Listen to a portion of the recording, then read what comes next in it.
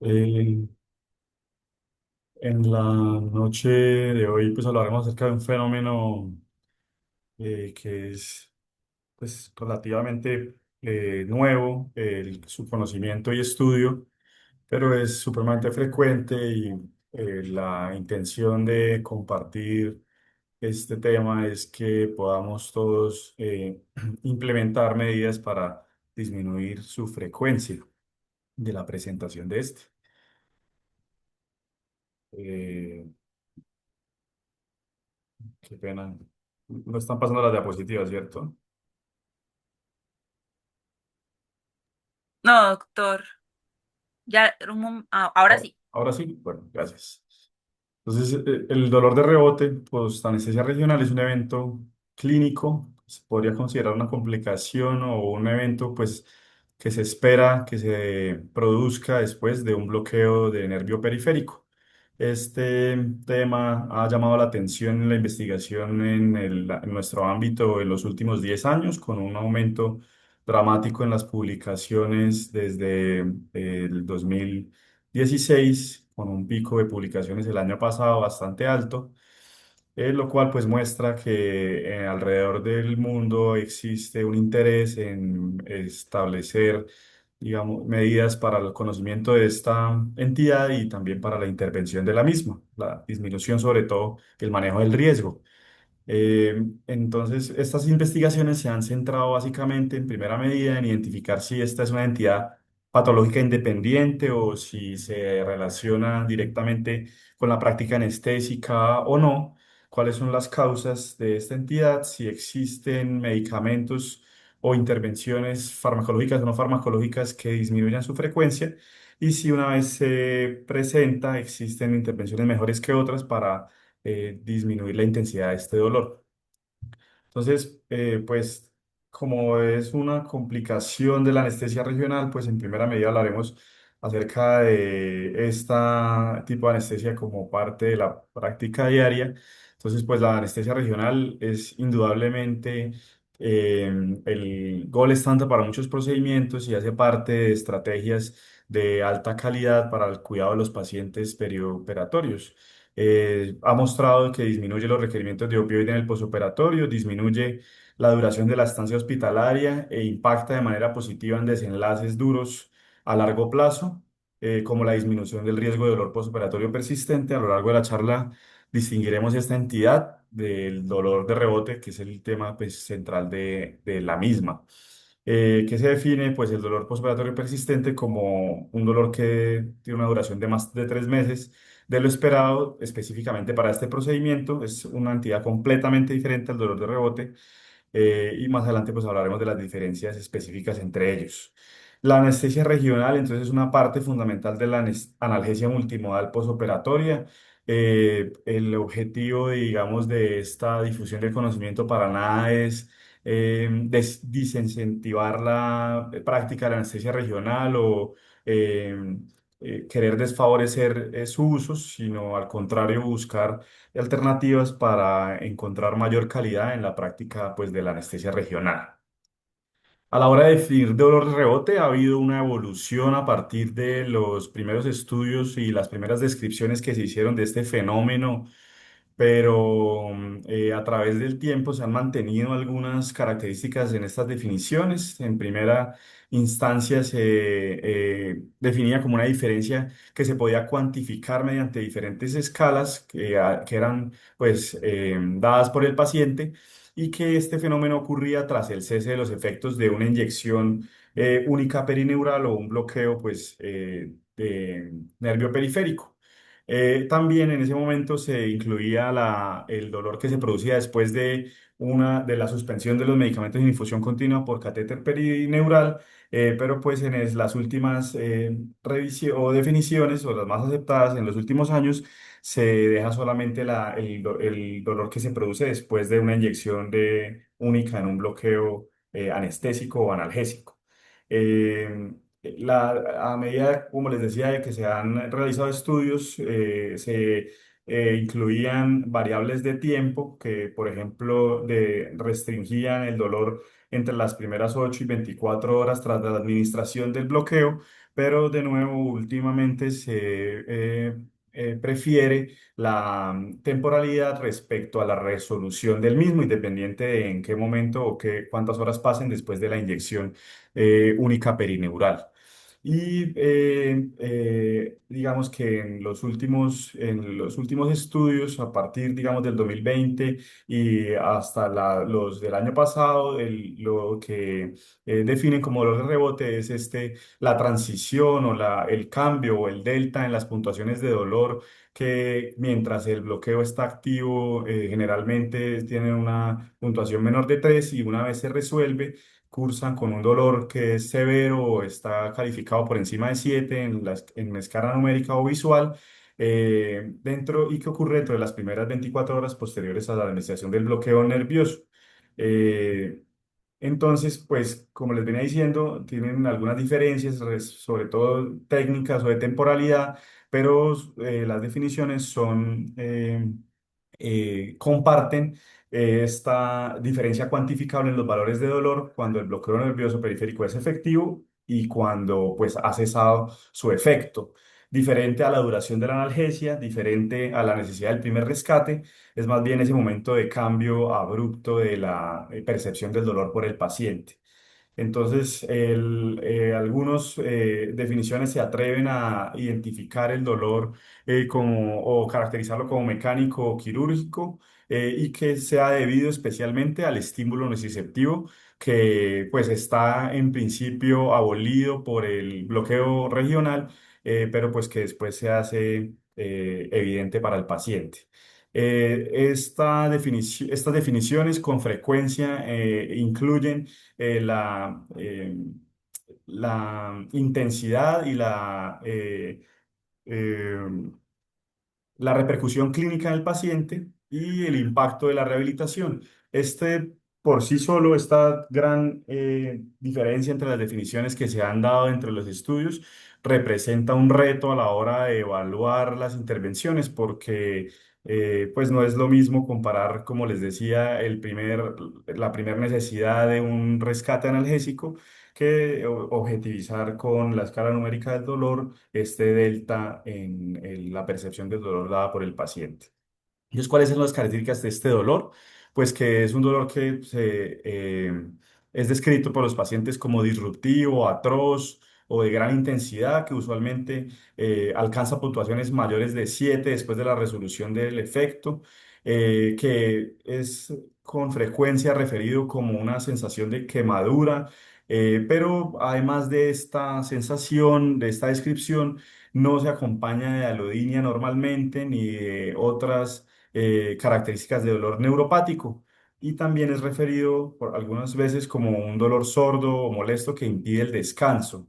Esto que impide el descanso tal vez se relaciona con que se presenta con frecuencia en la noche después del procedimiento quirúrgico, posiblemente porque los medicamentos que usamos en dosis única para los bloqueos tienen una resolución de la analgesia entre 8 a 12 horas después de la inyección. Y la programación matutina de los procedimientos selectivos ambulatorios, que es el grueso de las pacientes que presentan esta entidad, son pacientes que son llevados a procedimientos electivos, especialmente ortopédicos, de articulaciones, como por ejemplo la artroscopia, por ejemplo para cirugía de manguito rotador. Entonces, estos pacientes son descartados, llevados a manejo ambulatorio ese mismo día y el dolor pues se presenta en su casa y impide pues el descanso. La duración de este dolor suele ser de 2 a 6 horas en un rango severo y luego pues sigue el curso usual del dolor que se espera para el procedimiento quirúrgico específico. Y este dolor, como les decía, es transitorio y es diferente al dolor posoperatorio persistente, que tiene unos factores de riesgo especiales, que tiene un curso diferente, que como ya lo hemos hablado, vamos a decirlo a lo largo de la charla. Este dolor postoperatorio persistente tiene unos factores de riesgo dependientes del procedimiento, entonces, el, eh, los, pero comparte algunos factores de riesgo con el dolor de rebote. Por ejemplo, cirugía ortopédica como el reemplazo de rodilla, el reemplazo de cadera, la cirugía lumbar. y las procedimientos ginecobstétricos. Pero, repito, son entidades diferentes, pero lastimosamente comparten algunos factores de riesgo. Entonces, estas diapositivas que siguen lo que buscan es, digamos, dejar de manifiesto tanto la fisiopatología del doctor, del dolor posoperatorio como la del dolor de rebote. Pues por supuesto que comparten algunas situaciones de fisiopatología. El dolor posoperatorio pues es el resultado de del proceso de la nocicepción con sus pasos, la detección, la transducción y la transmisión de un estímulo nocivo que inicia pues con el daño tisular propio del procedimiento en la que hay en ese tejido dañado hay liberación de prostaglandinas, de citoquinas proinflamatorias como la variacinina.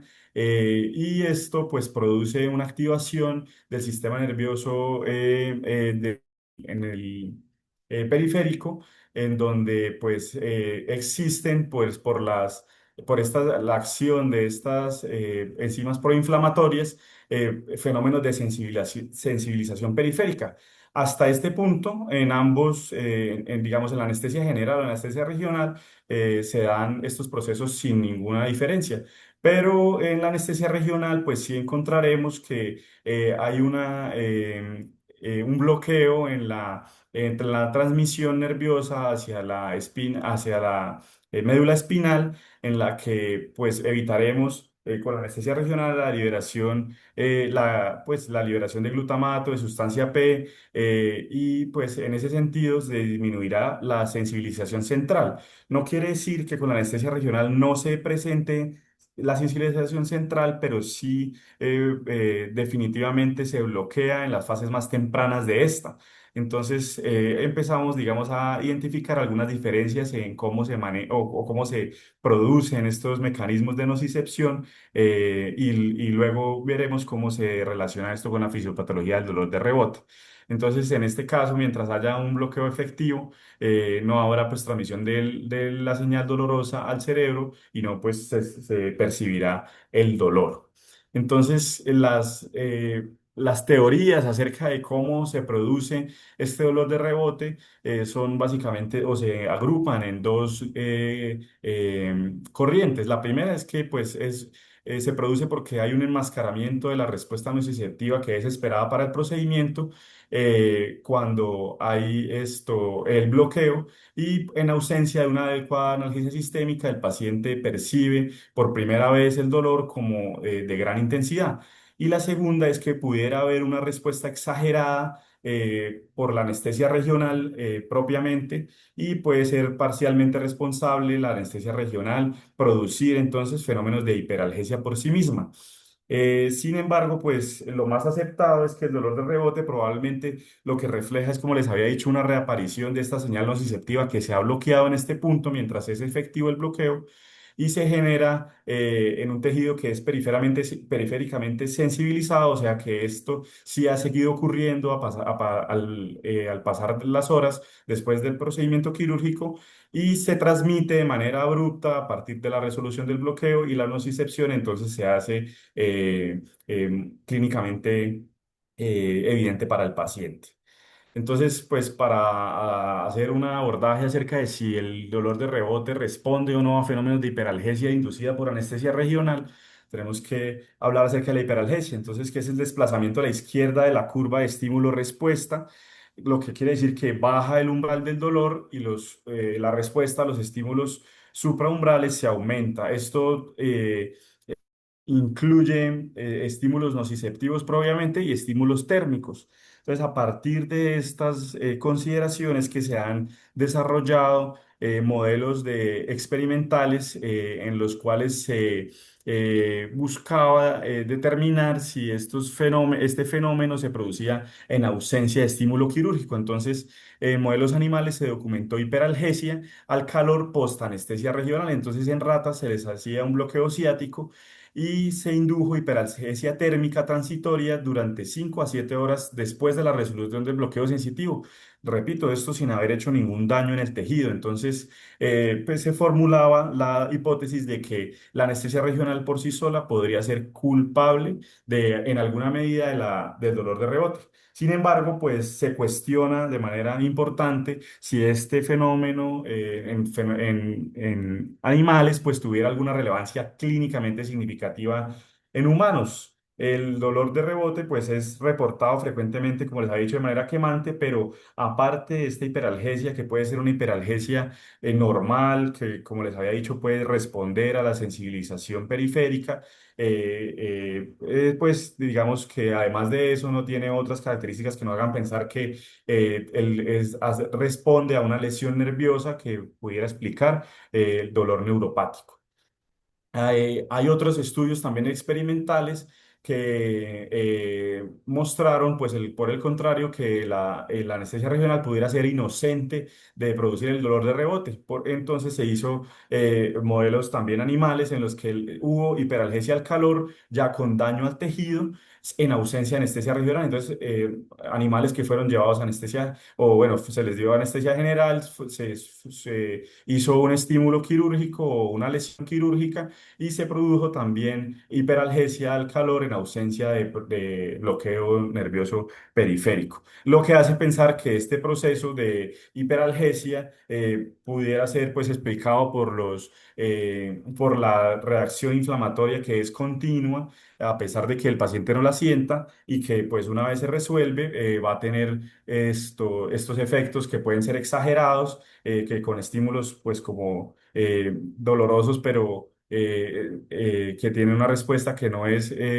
proporcional, pues esta sería la manera de explicar. Entonces, ¿cuál es el papel de la anestesia regional en este proceso de nocicepción que lleva en últimas al dolor de rebote? Entonces, como ya les había dicho, previene la percepción mediante el bloqueo, mediante el bloqueo de la propagación del impulso desde los nervios periféricos hasta las astas de la médula espinal. Entonces, en ese momento se bloquea la sensibilización central, la inhibe, pero no la elimina por completo. Esto también favorece la idea de que, pues digamos que puede explicar por qué se produce hiperalgesia, porque digamos que puede haber algún grado de sensibilización central a nivel medular, sin que, y eso favorecer pues los picos de dolor después de la resolución del bloqueo. Entonces, no inhibe la capacidad no tendrá la capacidad de inhibir la sensibilización periférica, ya que la inflamación en respuesta en ausencia, especialmente la medicación sistémica, prevalecerá. Entonces empezamos nosotros a pensar por qué cuando el paciente no toma los medicamentos antiinflamatorios, porque por ejemplo es alérgico o porque no tiene dolor y cree que no es necesario porque tiene el brazo dormido, por ejemplo, entonces no los toma, entonces no toma antiinflamatorios tampoco y esta inflamación se vuelve más importante, hay más sensibilización periférica y en el momento en que se cesa el efecto del bloqueo, pues hay un pico de dolor. Entonces, esto genera el dolor de rebote. Entonces, es importante distinguir las dos entidades de dolor de rebote y dolor persistente posoperatorio porque para nosotros, desde el punto de vista médico-legal y en general, desde el punto de vista ético también, hay que reconocer que para nada nosotros con anestesia regional estamos induciendo que el paciente pues presente más dolor crónico. Y pues esto, al contrario, la anestesia regional está probado de que disminuye pues la incidencia de estas complicaciones. Entonces, ¿cuáles son los efectos o pronosticeptivos de la anestesia regional? Esto de nuevo también a partir de modelos experimentales, lo que tenemos en la parte izquierda de la diapositiva. Entonces, los anestésicos locales tienen o se demostraron algunas condiciones que pueden favorecer la idea de que pudieran producir lesión nerviosa. Entonces, en estudios microscópicos en ratones, con lidocaína especialmente y con lidocaína a dosis altas, con concentraciones altas, que nosotros usualmente no utilizamos como monoterapia en bloqueos de nervios periféricos, se reprodujo una injuria nerviosa de fase temprana por dos mecanismos de degeneración waleriana temprana y de desmilinización. Además, hay reportes de, en modelos experimentales, neurotoxicidad y citotoxicidad inducida por anestésicos locales mediante un mecanismo que es la disrupción de los potenciales transmembrana mitocondrial. Entonces hay liberación de citocromoso desde la mitocondria y eso pues, como ya sabemos, genera activación de caspasas y apoptosis. Entonces hay muerte celular inducida por anestésicos locales. De nuevo, modelos experimentales sin que se haya probado pues efecto clínicamente significativo. Y también hay unas evidencias de que se produce expresión de gen de COX-2, lo que podría hacer pensar que es proinflamatoria. Esto tanto en anestesia local como en anestesia regional subaracnoidea, en las células que fueron expuestas, en las neuronas que fueron expuestas a los anestésicos locales, se identificaron estos cambios genéticos de aumento de la expresión de genes proinflamatorios. Entonces, en resumen, estas son unas condiciones experimentales que, a pesar de que existen, no se ha demostrado y tampoco es una preocupación clínicamente significativa de que intervengan en la producción ni de dolor posoperatorio, aumento del dolor posoperatorio, ni de dolor crónico, ni de dolor de rebote. Entonces, este dolor de rebote pues no se puede explicar simplemente por los efectos directos de los anestésicos locales. Entonces, ya dejando atrás el punto de vista experimental y hablando más acerca de clínicamente qué es lo que se produce, entonces, como ya les había dicho, el paciente refiere una disrupción súbita de la analgesia, lo que se traduce en un aumento en los scores de dolor, en las llamadas que se les hacen en los estudios clínicos que se ha hecho a las 12, a las 24, a las 18 horas. Los pacientes refieren que una vez se suspendió o, bueno, cesó el efecto analgésico, tuvieron un pico altísimo de dolor. Eso está representado pues en esta gráfica. Esto muestra diferentes intervenciones anestésicas y analgésicas. Por ejemplo, entonces en la línea roja habla acerca de una anestesia general sin bloqueo de nervio periférico. El paciente llega a recuperación con una escala de visual del dolor de 80 milímetros, y a medida que los analgésicos hacen efecto y el paciente se va recuperando, pues van disminuyendo estos scores de dolor.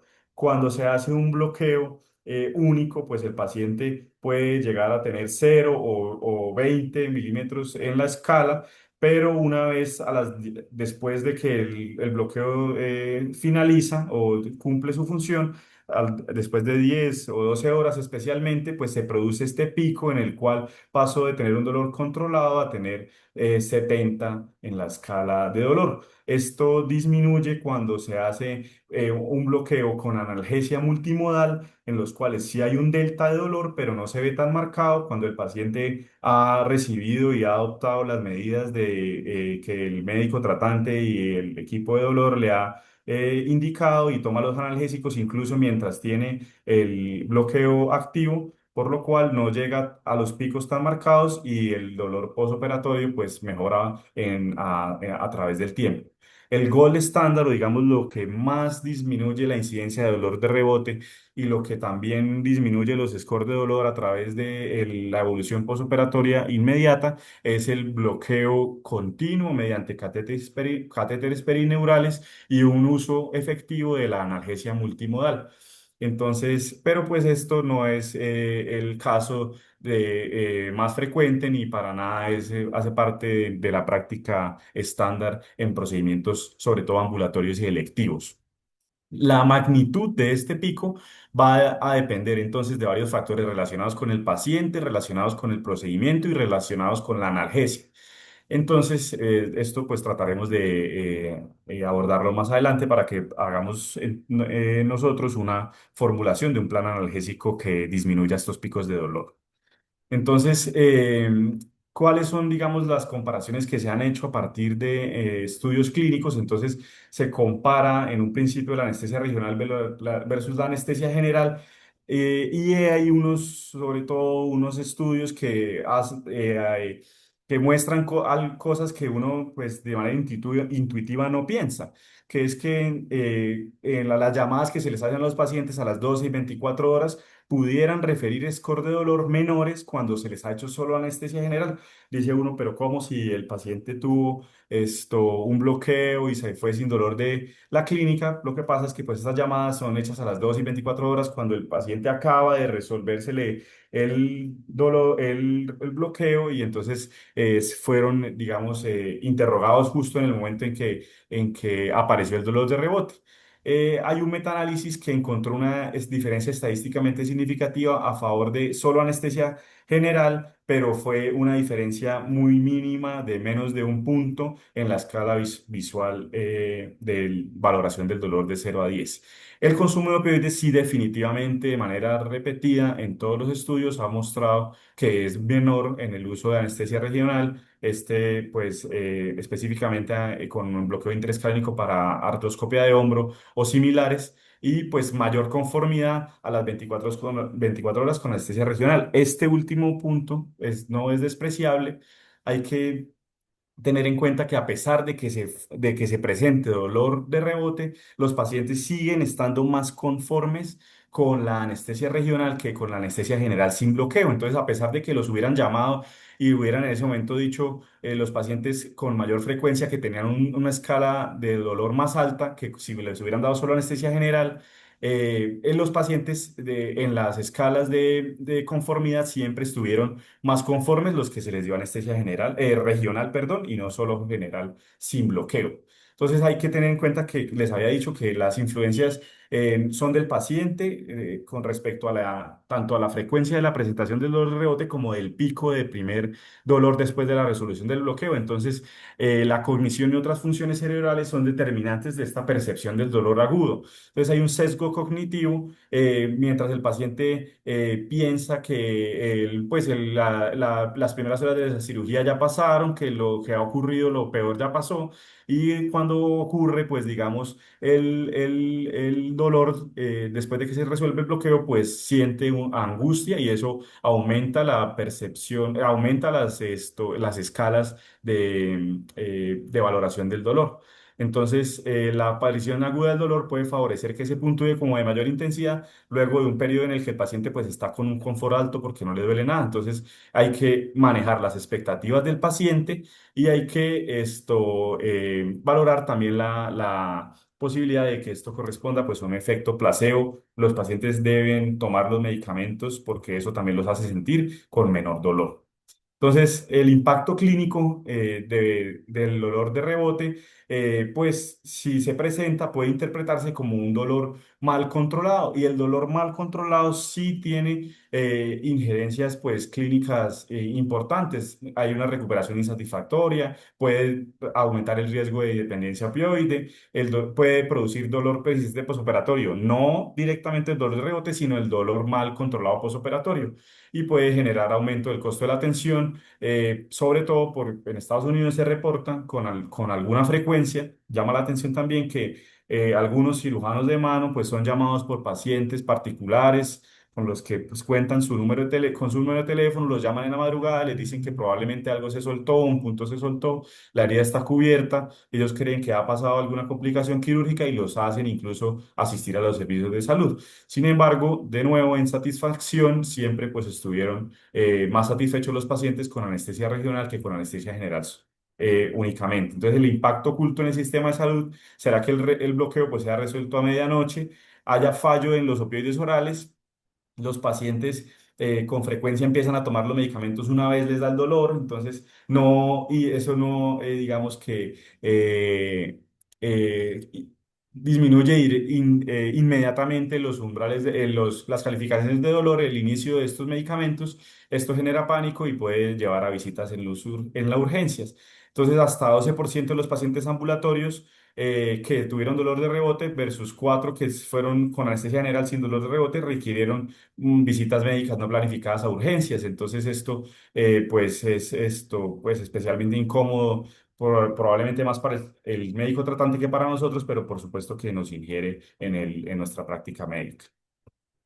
Entonces, vamos a hablar acerca de cuáles son los pacientes que tienen alto riesgo para presentar esta entidad. Entonces, son pacientes que tienen dolor preoperatorio. Entonces, en los estudios clínicos también esta es una variable que debe ser considerada. Si el paciente llega con intenso dolor al procedimiento, tiene más riesgo de que una vez se haya resuelto ese bloqueo, que además de resolverle el dolor quirúrgico, le resolvió el dolor que traía a la casa, pues presente un dolor de rebote. Si la edad es menor de 60 años, hay más riesgo de que lo presente. Los ancianos tienen y las personas en general por encima de 60 años tienen menor riesgo. Esto pues puede ser explicado por diferencias en los, en los nociceptores del tejido profundo y superficial, diferencias en las velocidades de conducción y aumento de la sensibilidad de los anestésicos locales, que son diferenciales con la edad. Entonces, además de estos, yo les había dicho que compartían algunas condiciones, algunos factores de riesgo, el dolor de rebote y el dolor posoperatorio persistente. Estos dos son factores de riesgo que son compartidos por estas dos entidades que son totalmente diferentes. Del procedimiento, entonces, ¿cuáles son los factores de riesgo derivados del acto quirúrgico? Cirugías que requieren osteosíntesis, eso es apenas lógico que al maltratarse, digamos, tejidos más profundos, hubiera más dolor. Cirugías de articulaciones tienen resultados discordantes en los estudios clínicos, pero en general se relacionan con mayor riesgo de dolor de rebote, y cirugías ambulatorias probablemente porque se relacionan con una inyección en dosis única y no hay titulación de analgesia por un profesional en la mayoría de las condiciones. Esto pues por supuesto cambia cuando se incluyen protocolos de dolor postoperatorio que, por ejemplo, traigan consigo estrategias como las bombas de dolor elastoméricas o eh, las infusiones peridurales ambulatorias o pues estas cosas que pues por supuesto que disminuirán este pico de dolor. Entonces los factores asociados con las técnicas anestésicas, tal vez lo que más nosotros nos compete en el punto de vista de lo que hacemos día a día, entonces se manifiesta principalmente una vez el bloqueo sensitivo denso cesa. Entonces, es en bloqueos de preso braquial, bloqueo ciático popliteo y bloqueo de nervios periféricos en los que más se presenta. No tanto en bloqueos interfaciales, entonces no hay tanta frecuencia ni en los pectorales, ni en el TAP, ni en los cuadrados lumbares, ni en el vector de la espina. Más que todo en cirugías de plejo braquial. Entonces vamos sumando y vamos viendo que si requieren osteosíntesis, que si son articulaciones, si es ortopedia y además se utilizó un bloqueo de plejo braquial, entonces, pues esto es en los pacientes de más alto riesgo, que son los de artroscopia de hombro por manguito rotador. Entonces, la estrategia de prevención, si hubiera la posibilidad, catéteres de infusión continua, esto pues para nada es lo menos frecuente que se hace. La finalización del bloqueo es menos abrupta. Y pues en los estadios clínicos el score de dolor estuvo por encima de 8 solamente en 15% versus 40 al 70%. Esta es la frecuencia que reportan los estadounidenses, perdón, del dolor de rebote, altísima. Más de la mitad de los pacientes que ellos evalúan en los estudios, de nuevo, norteamericanos, tienen más del 50%. En estudios asiáticos también es alta, más del 30%, pero no llega a estos niveles de 70-80% que los americanos sí tienen. Esto también hace pensar que la variabilidad entre las poblaciones pues, puede jugar un papel importante. Los ayudantes en bloqueos de dosis única. Entonces, la dexametasona suprimió la hiperalgesia postbloqueo como bupivacaína. Esto, de nuevo, en estos ratones en los que fueron llevados a anestesia regional sin estímulo quirúrgico, la dexametasona disminuyó la hiperalgesia con bupivacaína. Y la dexametasona también puede prevenir la desmielinización. Entonces, son dos los mecanismos por los cuales la dexametasona puede ayudarnos, tanto antinociceptivos, esto probablemente con dosis superiores a la de 0,1 de 0,1 por kilo, y antineurotoxicidad, esto sí independiente de la dosis, incluso con dosis muy bajas y tanto endovenoso como perineural. Más adelante pues hablaremos de eso. Este es un ensayo clínico controlado coreano en el cual se evaluó la duración de la analgesia, la duración de la analgesia, medida como el primer rescate que se hizo, la duración del bloqueo, medido pues como la resolución completa del efecto y la frecuencia de dolor de rebote. Entonces es un estudio pues bastante completo para este tema. El bloqueo con la adición de una dosis de 5 miligramos de dexametasona en la mezcla anestésica, en este caso lo hicieron con un solo anestésico, ropivacaína, fue mayor. El bloque duró 4 horas más cuando se le adicionó esta dosis de dexametasona. Sin embargo, cuando se utilizó dexametasona únicamente endovenosa y no perineural, la frecuencia del dolor de rebote fue menor. Esto de una vez presenta, digamos, nos hace pensar en algo que no cuadra, porque si el dolor fue el bloqueo fue más prolongado, se supone que a medida que pasan las horas, los antiinflamatorios van haciendo su efecto, porque cuando el bloqueo cesó, hubo más dolor a pesar de que fue más prolongado el bloqueo. Esto pues no tiene explicación por ahora, solo se sabe que cuando se usa endovenosa y el dolor de rebote puede ser menor, pero la duración del bloqueo puede ser mayor con la dosis perineural de la dexametasona. De nuevo, esto pues, es un estudio que es muy completo, sin embargo, no es el más grande. Hay otros donde dice que la dexametasona endovenosa versus perineural prolongan casi en la misma medida el bloqueo. Y también y son reproducibles en el sentido de que la dexametasona endovenosa sí es superior en la reducción del riesgo de dolor de rebote. Pues, además de ser pues bastante completo, también tiene una rigurosidad buena. La definición fue de las más actuales del dolor de rebote, y además pues esto muestran, digamos, cómo hicieron para saber si, por ejemplo, el bloqueo pegó o no pegó. Y es que pues en la unidad de cuidados anestésicos, apenas el paciente despertó de la anestesia general, le evaluaron la escala visual análoga, y si tenía más de 3 en ese momento, pues ya lo sacaron del estudio y consideraron que no era susceptible de análisis de sus datos. Entonces, ¿cuánto necesitaríamos nosotros de dexametasona para disminuir el dolor de rebote? Una dosis baja. En realidad no hay diferencia entre poner 4 y 10. Sabemos que por encima pues los efectos adversos de la dexametasona son sensibles a la dosis. Entonces, con solamente 4 se disminuye la incidencia de dolor de rebote en la misma medida. Y pues definitivamente este estudio también mostró que es mucho mejor dar dexametasona si la vamos a dar endovenosa, si la vamos a dar perineural, pero de cualquiera de las dos es mucho mejor que no dar dexametasona en los pacientes. Este estudio muestra la eficacia de la dexametasona perineural versus sistémica para prolongar la analgesia. Después de un bloqueo nervio periférico se incluyeron miembro superior y miembro inferior. Muestra que la duración de la analgesia aumentó con la dexametasona perineural 17% en promedio. Con la endovenosa fueron 22 horas y con la perineural 26 horas. Este es el estudio que ya les había contado, que son 4 horas de diferencia.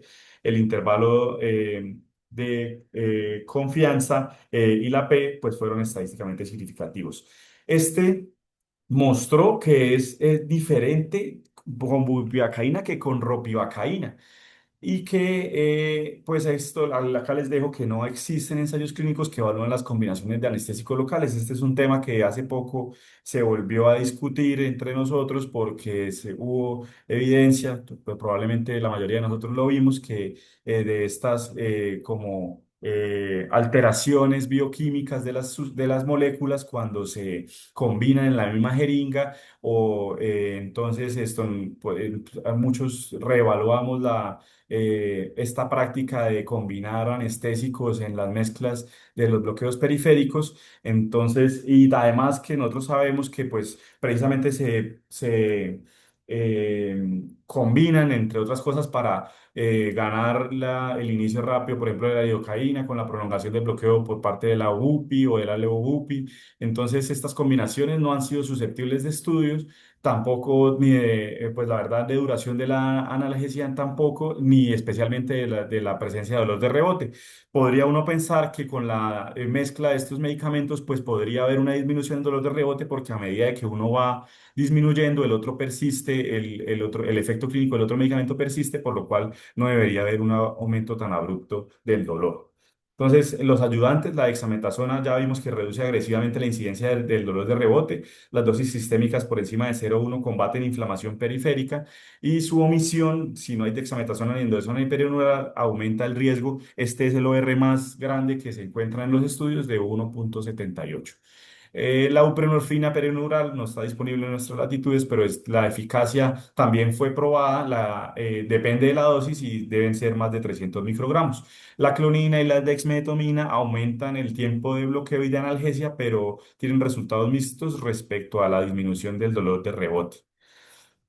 Entonces, los regímenes de analgesia multimodal definitivamente deben implementarse para disminuir esta entidad. Esto pues disminuye la sensibilización periférica y las respuestas fisiológicas al dolor por disminuir esta reacción que no alcanza a bloquear la anestesia regional. Entonces se recomienda por un efecto aditivo con la anestesia regional y por una sinergia.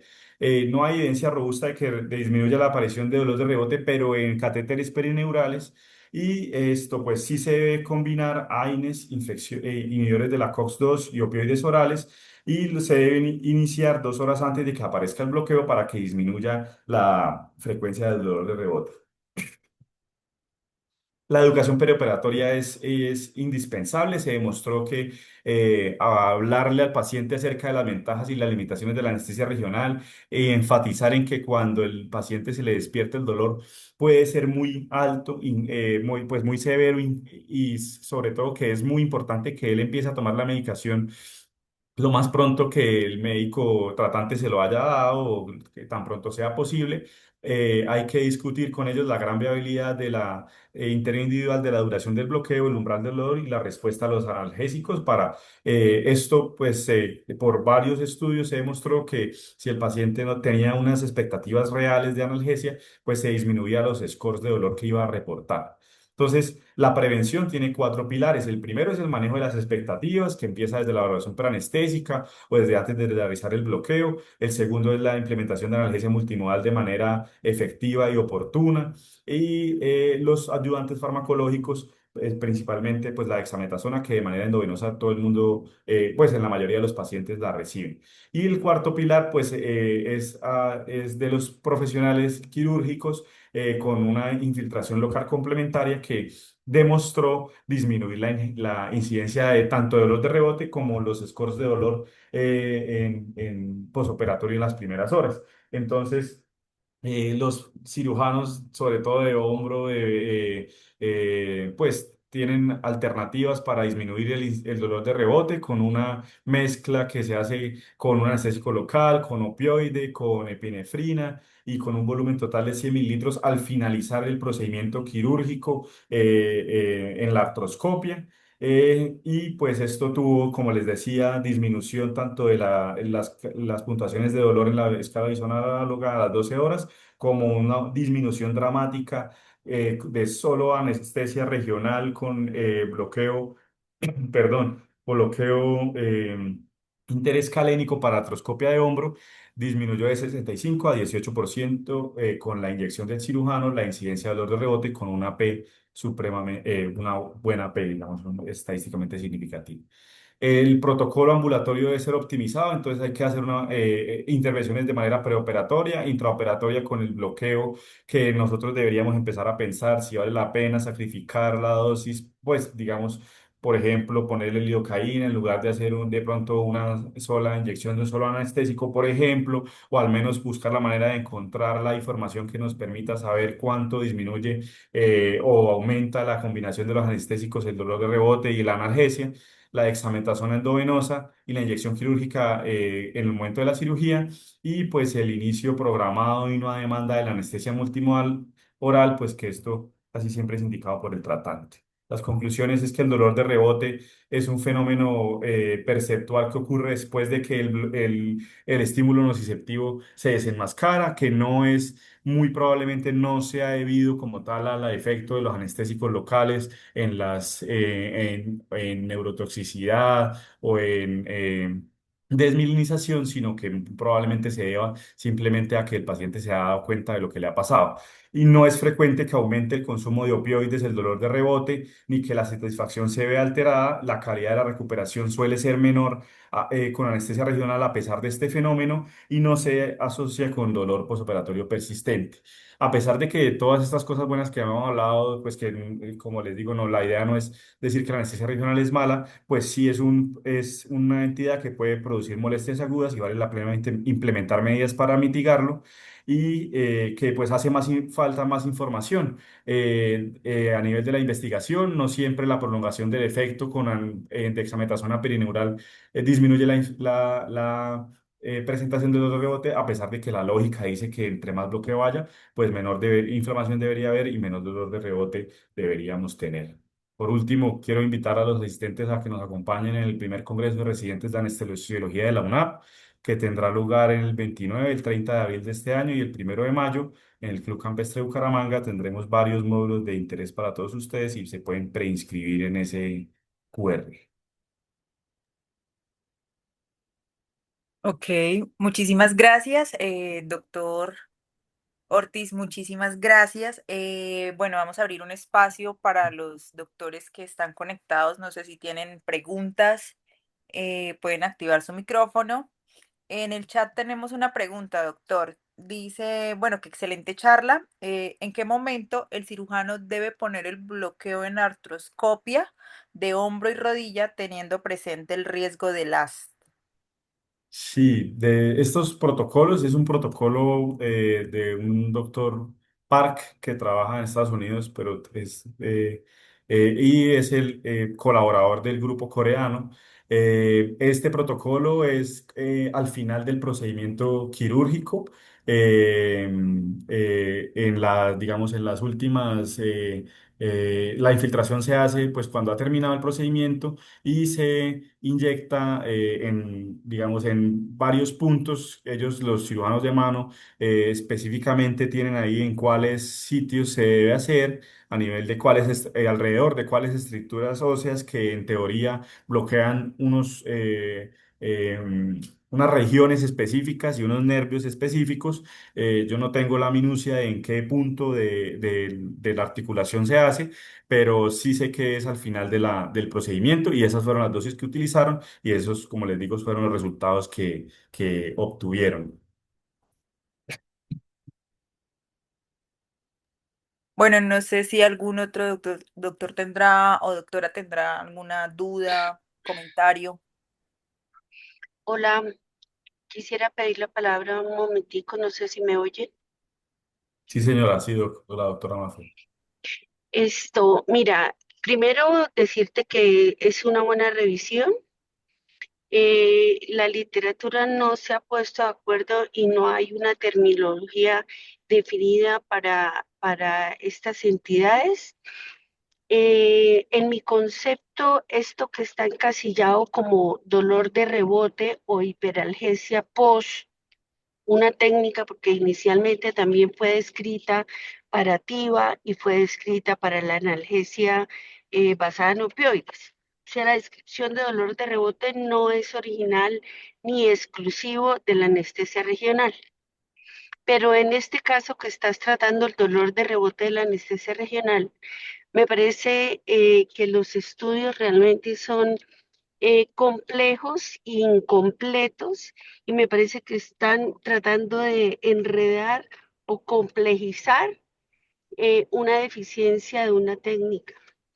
La mayoría de nuestra análisis crítico tiene que estar enfocado a si la analgesia multimodal fue adecuada o no fue adecuada.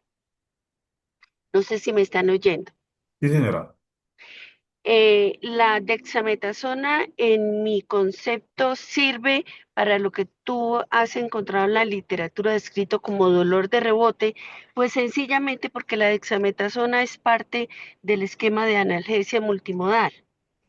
O sea, yo no tengo la verdad absoluta sobre esto, pero sí he leído bastantes controversias y definitivamente los autores de estas controversias no terminan de ponerse de acuerdo.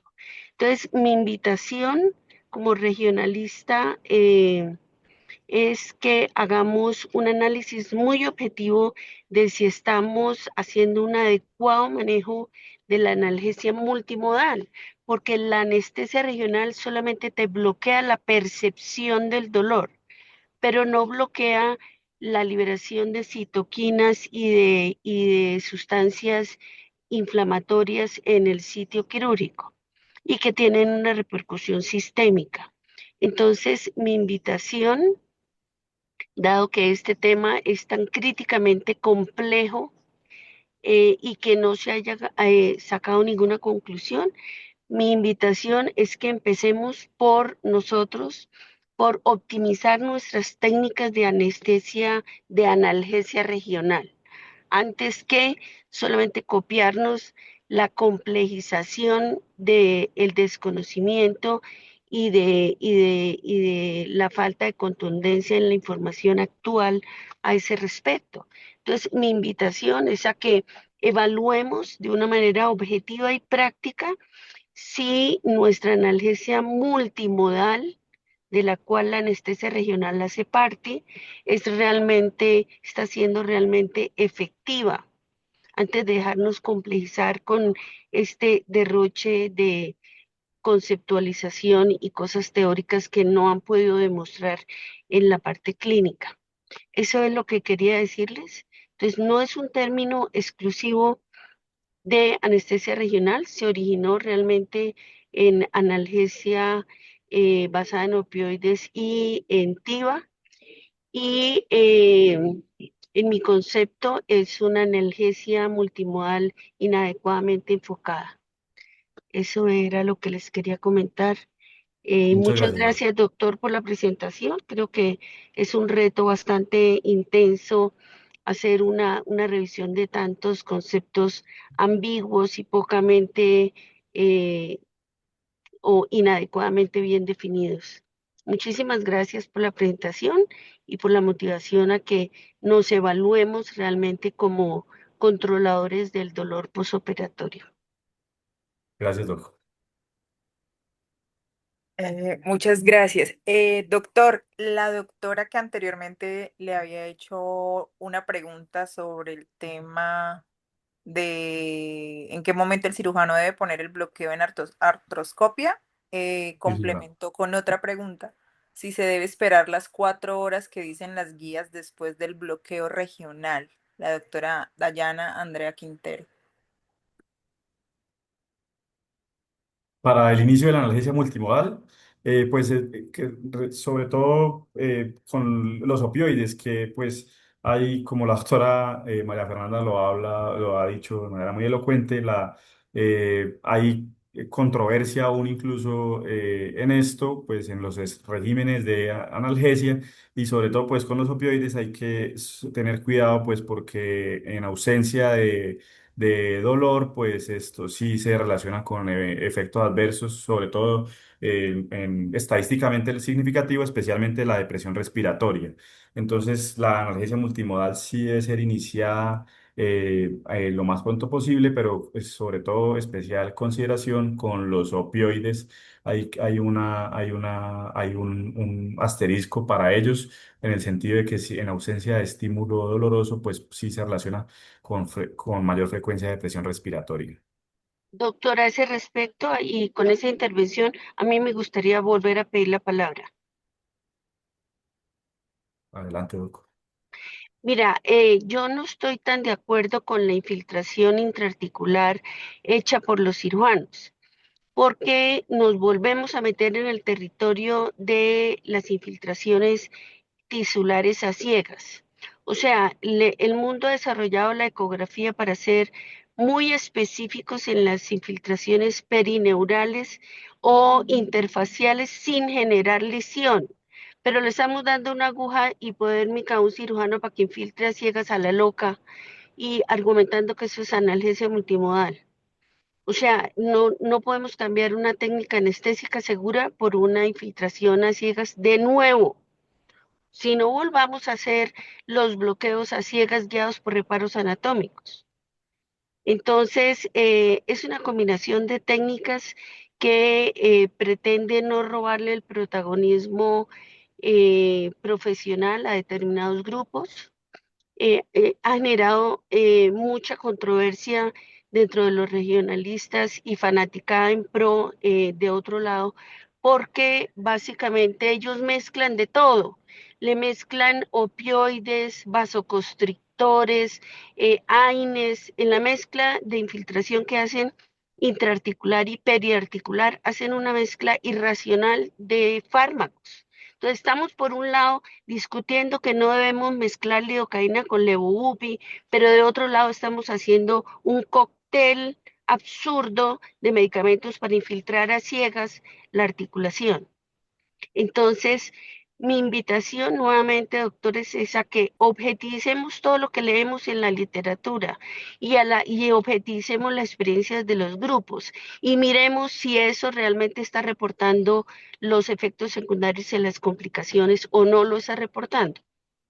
O sea, no podemos discutir la mezcla de anestésicos locales, pero estar en pro de la infiltración intraarticular hecha por los cirujanos con una mezcla que en ocasiones, doctores, es hasta 10 productos revuelven. Ustedes no se imaginan los cócteles que realizan para hacer infiltraciones intraarticulares. Entonces, mi invitación nuevamente es que seamos críticos, que leamos la literatura, miremos los resultados, nos generemos una cantidad de preguntas y seamos consecuentes con una línea de pensamiento antes de preguntar la fórmula y el momento en el cual hacemos esas infiltraciones multifarmacológicas a ciegas, con una aguja hipodérmica que puede terminar la mitad de los medicamentos intraneurales y la otra mitad intravasculares. Entonces, objetivicemos un poquito lo que leemos y esto no es un regaño porque eso es algo que yo tengo que tratar de ponerme en práctica todos los días porque hay cosas, hay trabajos que son súper lindos, pero a la hora de hacer un análisis objetivo, pues deja de perder el interés. Entonces, esa es mi invitación. Objetivicemos la línea de pensamiento en que nos estamos involucrando y que estamos adoptando como parte de nuestra técnica anestésica y analgésica. Muchas gracias. A usted, doctora. Bueno, entonces no sé si algún otro profesional tiene alguna otra pregunta, comentario.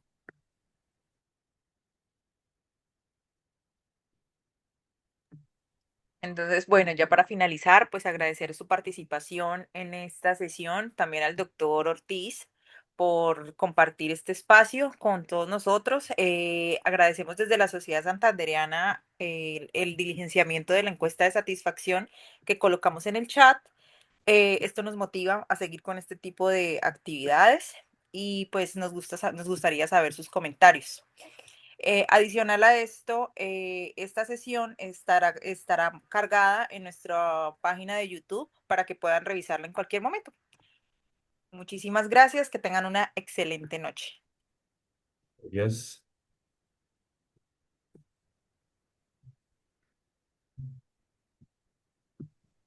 Muchísimas gracias y felicitaciones, doctor, de nuevo por la revisión.